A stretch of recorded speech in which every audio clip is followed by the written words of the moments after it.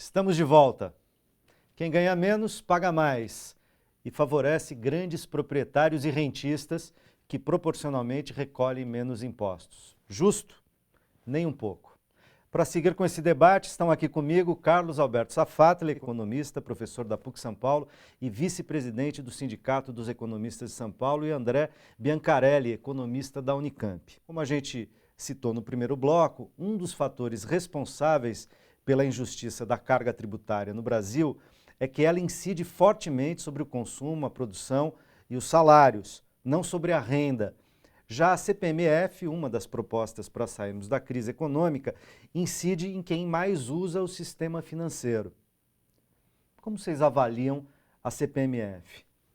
Essa é a consequência de uma das grandes distorções desse sistema, né? A gente estava conversando, agora no nosso intervalo, onde estão as grandes fortunas hoje do Brasil? Não estão no capital produtivo, estão no capital especulativo, né?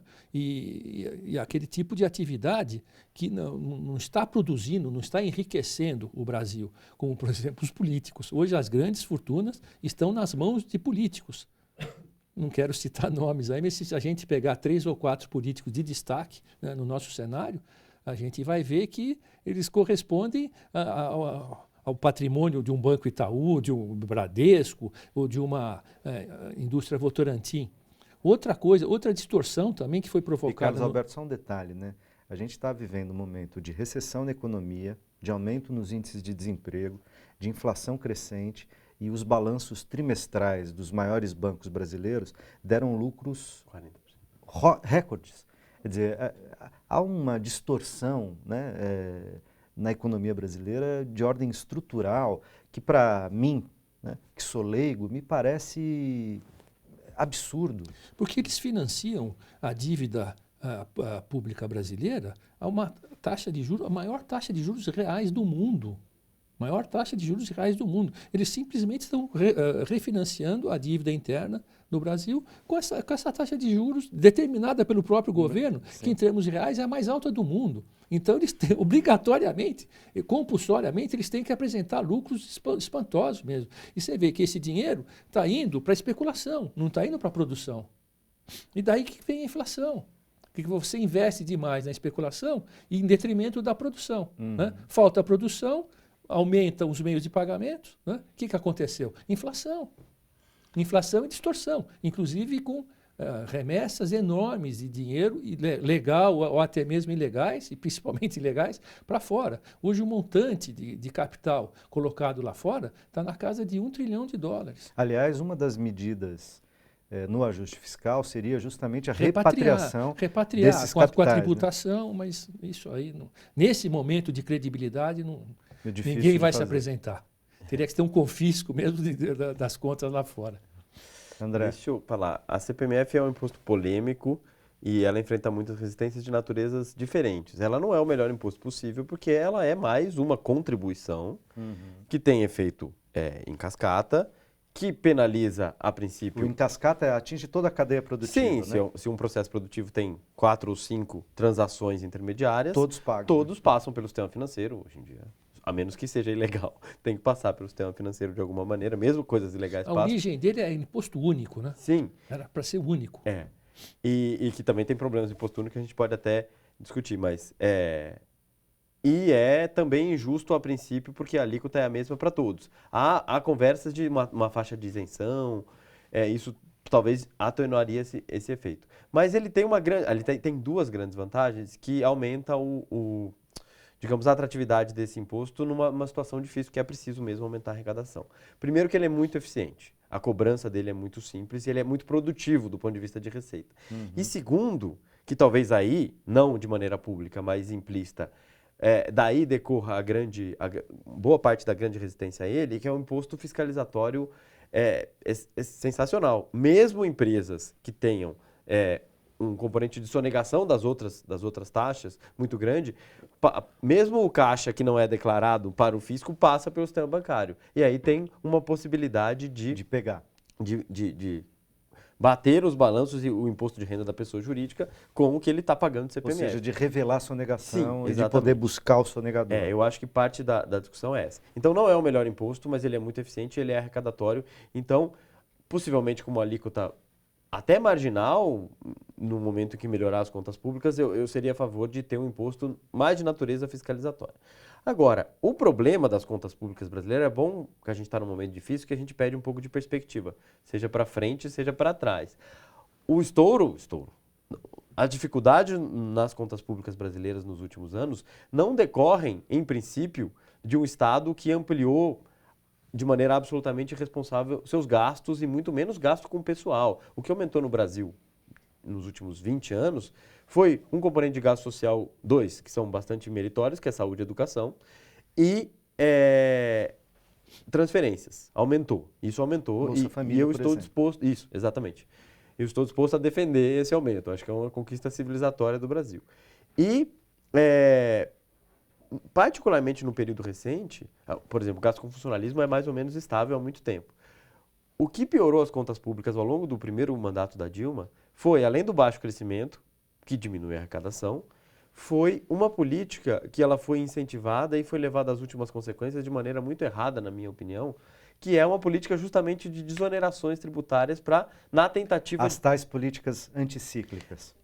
Políticas anticíclicas, que um instrumento eu também estou disposto a defender, que é o governo atuar na contramão da onde vai o mercado, mas eu seria mais favorável a ampliar o investimento, não qualquer gasto público também, porque tem muito tipo de gasto público, por exemplo, como pagamento de juros, que não tem efeito sobre o dinamismo econômico nenhum. Mas o investimento público. O Brasil precisa de investimento público e esse, curiosamente e tragicamente, é o grande sacrificado em momentos de ajuste fiscal. Mas a política de desonerações, na esperança de retomar a produção na indústria e nos serviços, e isso foi levado por uma dinâmica política, inclusive, a setores que não tinham nada a ver receber esse tipo de isenção, corroeu bastante a arrecadação. Então, o problema fiscal brasileiro em 2014 e 2015 é também de receita. Não é uma parte muito pequena, da verdade, a história de que o Estado descontrolou suas contas públicas porque gastou muito. Então, desoneração de um lado, mas uma das críticas que se faz ao primeiro governo Dilma, desse ponto de vista, é nos preços administrados ter forçado muito a corda. Nas tarifas de energia, fazendo redução de tarifa de energia. Gasolina. Na gasolina, inclusive na redução dos juros. Né? Quer dizer, a gente tem que lembrar que há 2 anos atrás a gente estava com juros Selic, né? Estamos falando de taxa básica a 7%. Quer dizer, de juros real, alguma coisa, você está com inflação a 5%, então você tinha 2% de juros real. Quer dizer, isso deteriorou muito rapidamente as condições brasileiras, até porque não teve a contrapartida do investimento privado que se esperava, né? O governo esperava que as desonerações, o controle dos preços administrados e, ao mesmo tempo, a redução da taxa de juros fosse estimular e fosse induzir o investimento privado, o crédito dos bancos privados, o que, ao fim e ao cabo, não aconteceu. Mas tecnicamente, essa política estava correta, estava adequada para aquele momento. O que atrapalhou foi exatamente a parte política, né? Principalmente esses escândalos de corrupção, eles vieram exatamente nesse momento. E eles que comprometeram o sucesso dessa política. Essa política, como frisou muito bem o André, essa política social estava perfeita, adequada exatamente para aquele momento. É que, infelizmente, veio esse problema de corrupção da parte política, né? E aí o Congresso se colocou contra o governo e atrapalhou, comprometeu todo o sucesso dessa política. Ou seja, quer dizer, a gente teve uma conjuntura desfavorável. Foi, né, a conjuntura foi. Eu também estaria, assim, digamos, o leque de medidas que você colocou, fora preços administrados, que eu acho um pouco mais complicado, inclusive que o Brasil tem exemplos bastante problemáticos disso, não é uma boa política, inclusive para arrecadação, porque segurar o preço da gasolina piora a arrecadação. Claro. A Petrobras era uma grande arrecadadora de impostos. Mas redução de custo de energia, redução de taxa de juros, com certeza, alguma desvalorização do câmbio que houve ao longo do período Dilma, são todas, inclusive algumas desonerações, se bem desenhadas, com contrapartidas, com prazo de validade, localizadas, elas são absolutamente defensáveis. Mas, do ponto de vista mais teórico, falando mais em linguagem de economista, faltou demanda na economia. São políticas pelo lado da oferta. Para reduzir o custo da produção privada. Mas aí eu acho que entrou a política com um bom componente dessa instabilidade, mas também faltou negociação. Inclusive, negociação porque tinha um setor claramente sendo enfrentado, que era o setor que historicamente sempre foi muito beneficiado por taxas de juros muito altas, que é o setor mais ligado ao sistema financeiro, e teoricamente a esperança era que a indústria comprasse essa mudança de linha, que o Lula não enfrentou esse dilema, até porque a situação era muito mais favorável e dava para arbitrar ganhos. A Dilma escolheu um lado, mas faltou combinar com esse lado ganhador, e o que a gente viu foi, a partir de um determinado momento, a indústria paulista, a indústria brasileira, bastante beneficiada em vários dos seus pleitos, particularmente a desoneração da folha de trabalho, que era uma demanda histórica, se colocar frontalmente contrária ao governo e qualquer tentativa de política. Então, acho que a economia política da tentativa de mudar a macroeconomia é decisiva. Então, esse é um grande ensinamento. E a gente ficou, para resumir, ficou com os custos fiscais dessa mudança, que significaram menor crescimento e menor arrecadação, sem os benefícios, que é a produção e o emprego até que foi muito bem, mas a produção e o investimento privado. Agora, o emprego, de certa maneira, se deteriorou muito rápido, né? Agora. Porque nós estamos falando de um ano atrás, uma taxa 5, e hoje a 7,6, né? 7,5%. Quer dizer, a gente teve um acréscimo de 50% de desemprego em um ano, né? Sim. O que é uma deterioração rápida. Num momento recessivo, a gente imagina um aumento da taxa de desemprego, mas nessa velocidade... Quando o câmbio estava a 1,50, eu vi um pronunciamento do Paulo Scaff dizendo que o sonho de todo industrial paulista era o câmbio a 1,80. Mas dizem que já virou piada, né? Dizem que os empresários sempre acham que o câmbio está 30% subvalorizado. Mas agora está 4, hoje fechou 4,10. 4,10. Se perguntar para ele hoje, vai dizer que 5,20 é o melhor. Não, mas você vê que o discurso não tá unificado, né? Estava 1,50, não, a hora que chegar a 1,80 vai ser o ideal, né? Juros, achavam que os juros a 8% era o ideal para o Brasil, né? Era o ideal. Hoje está 14%. Hoje está 14%. Então, essa história, recontar a história, porque ela é contada de uma única maneira, do erro do governo Dilma, que foi tentar insistir nas políticas anticíclicas, que esse ajuste muito difícil, muito custoso está sendo feito agora, devia ter sido feito 5 anos atrás, essa é uma história que eu particularmente não compro.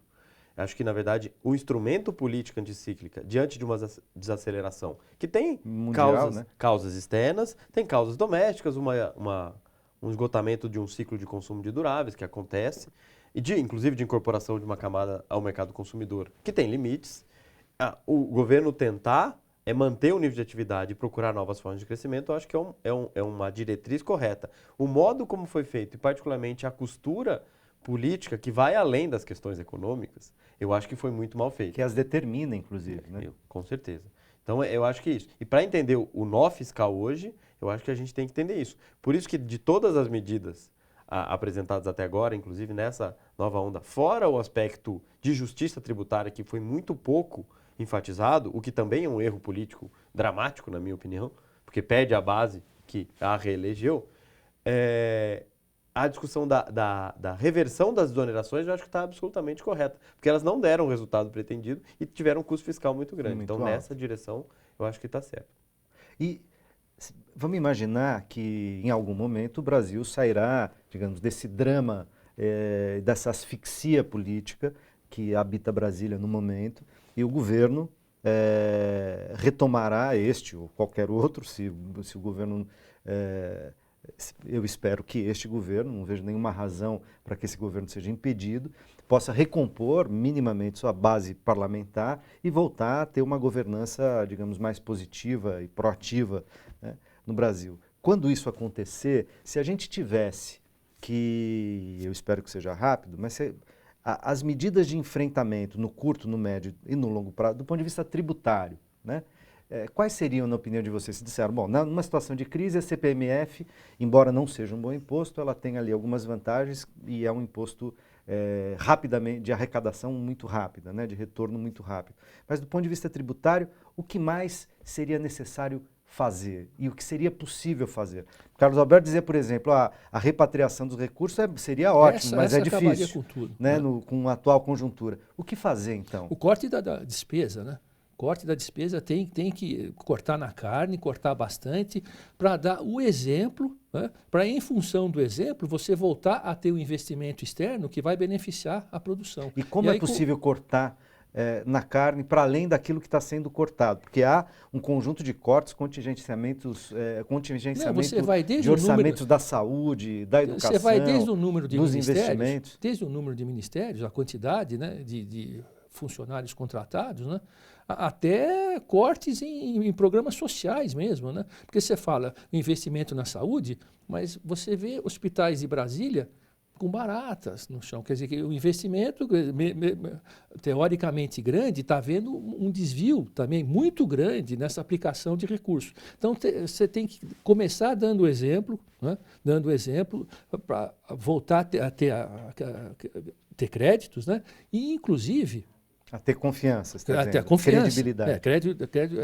credibilidade. E, inclusive, na eficiência dos seus gastos. Né? Você tem que melhorar a qualidade do seu gasto público. Né?